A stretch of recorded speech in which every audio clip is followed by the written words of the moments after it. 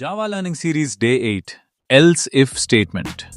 Hello friends, welcome to నేర్చుకుందాం friends. Last వీడియోలో మనం ఇఫ్ ఎల్స్ కాన్సెప్ట్ చూసాం. ఇప్పుడు next concept else if statement. Else if అంటే ఏంటి? సింపుల్గా చెప్పాలంటే మల్టిపుల్ కండిషన్స్ని ఒకేసారి చెక్ చేయడానికి యూజ్ చేస్తాం.